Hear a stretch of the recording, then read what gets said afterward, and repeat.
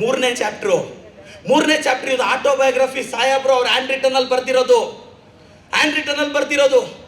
ಇವ್ರನ್ನ social boycott, ಮೇಲ್ವರ್ಗದವರು ಹತ್ರ ಸೇರಿಸ್ತಿರಲ್ಲ, ಅದ್ರ ಬಗ್ಗೆ ರಿಸರ್ಚ್ ಮಾಡಿ ಅಂತ ಒಂದು ಹಳ್ಳಿಗೆ ಕಳಿಸ್ತಾರೆ. ಹೋಗಿ ರಿಸರ್ಚ್ ಮಾಡಿ ಕೊಟ್ಟಾಗ ಆ ನೋವನ್ನು ಅವ್ರು ಬರೀತಾರೆ ಬಾಂಬೆ ಪ್ರಾವಿನ್ಸ್ಗೆ, ನಾವು ಇಷ್ಟು ಕಷ್ಟದಲ್ಲಿದ್ದೀವಿ ಅಂತ. 4ನೇ ಚಾಪ್ಟರ್ ಹೇಳ್ತಾರೆ ದೌಲತಾಬಾದ್ ಅಂತ. ಔರಂಗಾಬಾದ್ ಹತ್ರ.